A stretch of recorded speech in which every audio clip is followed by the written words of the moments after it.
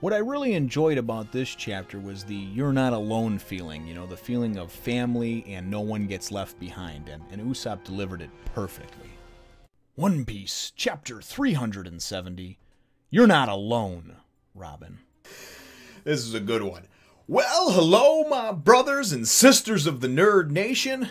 I, as always, am Jim, here to bring you another review on the awesome, adventure-filled, and Ennie's lobby-bound on the Puffing Tom train Tale of One Piece.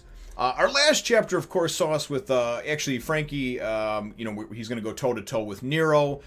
We know that Sanji is in the middle of fighting this Wanze, this crazy ramen noodle kung fu Mad Hatter type of character. And really, the ending of the chapter was nice. I thought it was very touching because Nico Robin heard a tapping on the from her front car on the window, and it was none other than, Usopp slash the Sniper King. Kind of come to rescue her, or at least let her know that hey, we're here for you. So that's how the chapter ended and left off. That's right where it picks up, and actually the first few pages are he winds up getting inside and he's talking to her, and he's still playing it off as if he's this Sniper King. You know, this is his. I think this is his way of being able to kind of have an alter ego, another personality, almost like the Clark Kent Superman type thing. It's like, really, how could you not know that that's Superman? All he did was take off his glasses and put on some tights and a cape. It's the same look, the same guy, the same hair, you know. But I think for Usopp, it's something that's necessary and important for him and for his character right now. So, anyway, as he tries to explain to Robin what's going on, and that obviously Sanji and this thug he refers to Franky as are taking care of some of the other guys, and then he's like, you know what?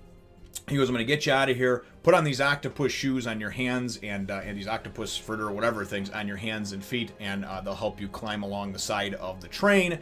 Because, I took a peek as I was coming by at those four guys, of course, the CP9 agents in the car behind you, and they look pretty dangerous. So Robin flips out, though. She's just like, don't you understand? I already told you that I'm not coming and that I don't want to have anything to do with you. I'll never join the Straw Hats again.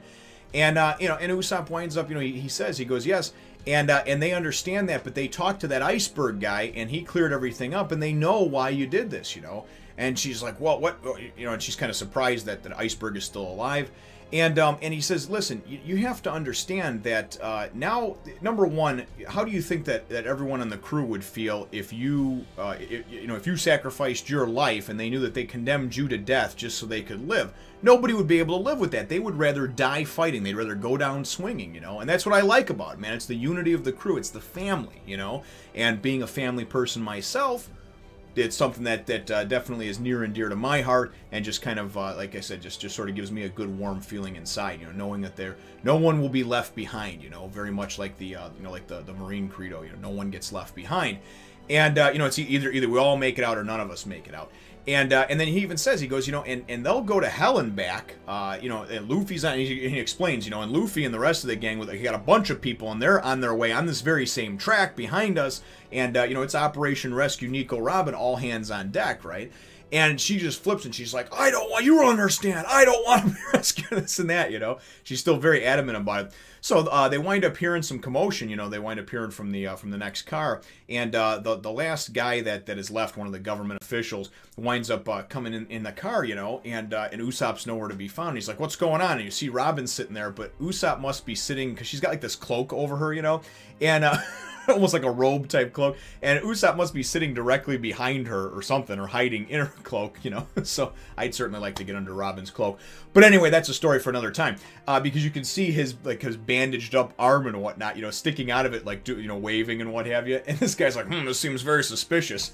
Anyway, things wind up leaving off in there with just the sort of, it seems very suspicious to this guy. I don't know if he's going to figure it out or what. They leave us hanging.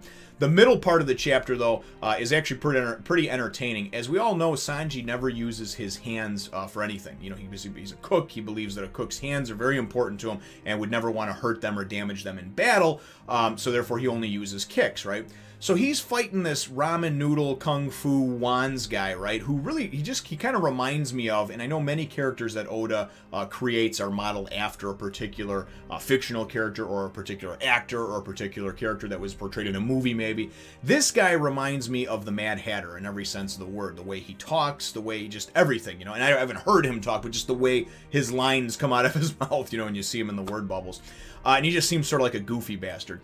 Anyway, he's got this ramen, you know, suit on or whatever, and as Sanji tries to kick him, his foot gets stuck into the ramen noodles, you know, and Sanji's basically, he's having trouble getting to him. So then he goes and he determines that he can't attack him anywhere on the suit, right? So the only place he can attack him is his head, because that's exposed. Sanji goes to come at him with a kick, and this guy does his ramen beam where he spits out ramen or whatever, actually like a projectile, and winds up knocking Sanji back, you know. And then what I like is, this is great, because it took almost 400 chapters for it to happen, but Sanji finally goes and breaks his own rule to some degree. He doesn't break it, he just bends it a little bit. All of a sudden he goes, and when he comes at him with one of those ramen moves again or whatever, you see Sanji, and Sanji is in this cool, almost Zorro-like pose with two badass kitchen knives, man, just looking like Jack the Ripper, like, and he just went and slashed up some of his ramen and then goes and like catches it on a plate. Sanji even explains, he's like, now traditionally I only would not use my hands or even cooking knives, you know, for any type of fighting or what have you, but I can make an exception and bend my rule a little bit because we are in a kitchen, and you are actually another person that has to do with, and we're around all these cooking utensils, so I figure I can make an exception, you know what I mean? And he's really just using it almost in a defensive measure to go and slice up this food, this ramen that's coming at him. So, since the ingredients are there, the knives are there, and he's in a kitchen, that's okay. So, but anyway, it's still kind of cool to see Sanji use something other than his long legs to kick people. So, and Sanji, you know, I really like the character. I like him. He was gone for a little while, he was absent, but I thought it was slick how he went and kind of, you know, from the shadows, found out where the Puffing Tom was, where Robin was getting onto, and then wound up sneaking onto the train. And now, really because of his communication and everything else, he's kind of, you know, he's the inside man, and he's whipping some ass, too. So definitely very cool stuff. They kind of leave us hanging with that, though. You know, the battle looks like it's turning in the favor of Sanji, but, you know, who knows how it's going to turn out. I'm sure Sanji, I feel confident he'll come out on top eventually, but they kind of leave us hanging there. So then the rest of the chapter takes us to the top of the train car, where Nero is fighting Franky. Now, I forgot to mention in the last review that Nero, he only knows 4 of the 6 styles. He's Nero of the 4 styles. And we find out that he knows Moonwalk, he knows Tempest Kick, he knows Shave, and he knows Paper Art, right? And we see him during the course of him fighting Franky. It's funny because Franky has no idea about the 6 powers, or these 4 powers that he has. So when he goes and he does a move and he kind of disappears, or he does the Paper Art or whatever, or even the Tempest Kick, Franky's thinking like, what the hell? And this guy goes and does a Tempest Kick to Franky, which would normally cut a person, but Franky's a cyborg, and especially in front, he's extra armored. So this dude's like, what the hell, you know? So they're both thinking while they're fighting each other, like, what is it with this guy? There's one point where Franky goes to hit him, and Nero actually goes and kind of like jumps and moves. It looks like he's 20, 30 feet out from the train, and Franky's like, why would he jump off into the water, right? But he goes and uses his moonwalk, where they can go and actually just bounce off of the air, which I think is super cool, man. I really wish I could do some shit like that. You know, and get some hang time and jump and whatnot. Almost seems like what Michael Jordan used to do sometimes. You know, if anybody ever followed basketball in the you know, the late 80s all through the mid to late 90s, when Michael Jordan was just dominating. I mean, the guy would literally look like he would jump going one direction and then like turn and move in midair, and you were always looking like, huh? How are you doing that? You know, so apparently him and Oda had gotten together, and Oda must have taught him the moonwalk move. Anyway, get a little off topic over there. So very, very cool chapter though, and really just kind of all 3 aspects of it have just kind of left us hanging. We know that that of course Luffy and the gang, the Franky family, as well as Nami and you know, and some of the shipwrights, you know, Lulu and Tilestone and Polly, they're all on their way there, and they're behind them because they're going faster. I don't know how much they've actually gained on them. And then you got to remember too that those 2 cars that were unattached, you know, that were taken off of the back car, that were let go from it.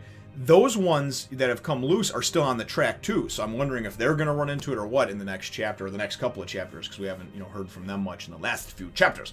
So as things end off though, it winds up telling us that the Puffing Tom is going to be pulling into Ennie's lobby in 20 minutes. So so they've definitely got a little bit of time left on their hands, but obviously the end is near as far as their end destination. So very, very cool chapter. My chapter question for you, though, brothers and sisters, is really, you know, what are your thoughts on the conversation between Usopp and, well, Sniper King Usopp and Robin? I personally thought that it was very touching, and I thought that it was a really nice thing that kind of warmed my heart. And I thought in my mind, you know, I very much thought it was like a family type thing. No one gets left behind. We're not going to allow you to sacrifice yourself. And I think it was very much, even though Robin's still being very negative about it and very resistant to it, I think it's very much like a, hey, there's someone here for you. You know what I mean? You're not alone. And that's really what I enjoyed. So, but let me know what your thoughts are on the conversation between the two and obviously the way Robin was acting in the comments down below. Feel free to hit the thumbs up, the like button if you should think that I deserve it, and subscribe if you haven't done so already. We will look forward to catching all of you in the next Fun Nation. Remember to follow me on Twitter and Facebook and Instagram and my other channels.